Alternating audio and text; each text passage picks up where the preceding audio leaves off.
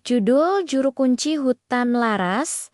Di Desa Laras, jauh dari hiruk-pikuk kota, terdapat hutan tua yang dikenal warga sebagai hutan laras. Tidak ada yang berani masuk terlalu dalam. Karena banyak kabar tentang makhluk gaib, suara-suara misterius, dan jejak-jejak aneh yang muncul di malam hari. Namun, ada satu orang yang dipercaya menjaga keseimbangan hutan itu. Pak Jaya. Juru kunci hutan, Pak Jaya bukanlah orang biasa. Ia sudah hidup di tepi hutan sejak kecil, mempelajari setiap pohon, sungai, dan hembusan angin. Yang lebih unik, ia bisa berkomunikasi dengan makhluk gaib, bukan untuk mencari kekuasaan atau keuntungan, melainkan untuk menjaga hutan tetap aman bagi warga desa. Di desa, beberapa orang juga memiliki kemampuan serupa, namun tidak semua menggunakan kekuatan itu untuk kebaikan. Salah satunya adalah Kang Rangga, pemuda tampan tapi licik. Ia bisa berkomunikasi dengan roh hutan, tapi memanfaatkannya untuk menakut-nakuti warga, mengambil hasil panen, bahkan memeras penduduk yang tak sengaja memasuki hutan. Selain itu, ada Mbak Sari, seorang tabib desa yang dikenal baik hati. Ia kadang menolong Pak Jaya memahami tanda-tanda alam atau roh-roh penasaran yang tersesat. Lalu, ada juga Pak Sudiro, kepala desa yang bijaksana, dan beberapa pemuda desa lainnya, Darto, Wahyudi, dan Lestari, yang kadang membantu Pak Jaya mengawasi batas hutan. Suatu sore, langit mendung menutupi desa. Pak Jaya sedang memeriksa pintu masuk hutan dekat sungai. Bau tanah basah dan aroma bunga liar menandakan hujan sebentar lagi. Ia mendengar suara ranting patah dari arah yang sepi. Instingnya mengatakan ada sesuatu yang tidak beres. Ia menyusuri suara itu, melintasi pepohonan tinggi, hingga menemukan Kang Rangga, tengah berbicara dengan makhluk hutan. Mata Kang Rangga merah tajam. Bibirnya bergerak mengucap mantra yang membuat daun-daun berguncang sendiri. Beberapa roh kecil tampak cemas, seperti ingin kabur. Pak Jaya menegur.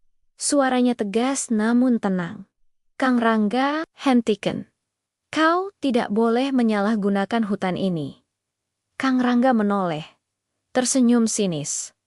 Jaya selalu baik hati, ya? Kau pikir semua orang harus mematuhi aturanmu? Ini kekuatan untukku, bukan untukmu. Bentrok pun tak terhindarkan. Kang Rangga memanggil roh-roh hutan jahat yang mulai menyerang. Pak Jaya membalas dengan mantra perlindungan, menciptakan lingkaran cahaya yang menenangkan roh-roh yang takut. Udara bergetar, dedaunan berdesir, dan suara angin menjadi samar seperti bisikan ribuan makhluk gaib. Pertarungan itu berlangsung beberapa jam. Pak Jaya menahan diri agar tidak melukai terlalu parah. Sementara Kang Rangga semakin liar, memanfaatkan kekuatan roh jahat untuk menyerang siapa saja yang berada di dekat hutan. Pada saat genting, Pak Jaya mengingat nasihat Mbak Sari. Kadang roh yang terperangkap akan melawan, tapi hati yang bersih akan selamat. Dengan fokus, ia memanggil roh penjaga tertua hutan, Kiai Laras. Sosok gaib besar berbentuk pohon purba dengan mata berkilau seperti bintang. Kiai Laras muncul dari tanah. Batangnya membentang luas, mengusir roh jahat yang memihak Kang Rangga. Benturan energi itu membuat Kang Rangga terjatuh. Pak Jaya mencoba menahan, namun Kang Rangga menantang hingga terjadi ledakan cahaya. Saat kabut merah menyelimuti hutan, terdengar teriakan Kang Rangga dan suara ranting patah. Saat kabut menghilang, Kang Rangga tergeletak, tak sadarkan diri, dengan aura roh yang tampak lemah dan tertahan oleh Kiai Laras. Pak Jaya menunduk sejenak. Ia merasa sedih karena pertarungan itu harus terjadi. Tapi ia tahu Kang Rangga harus dihentikan sebelum lebih banyak warga yang dirugikan. Ia membawa pemuda itu ke tepi sungai, memastikan ia selamat, tapi tidak bisa lagi menggunakan kekuatan gaib untuk kejahatan. Keesokan harinya, warga desa mulai menyadari ada sesuatu yang terjadi di hutan. Ada cerita tentang cahaya yang muncul, suara gaib yang menenangkan, dan Kang Rangga yang kini lemah dan menyesal. Pak Sudiro, kepala desa, memanggil Pak Jaya ke balai desa.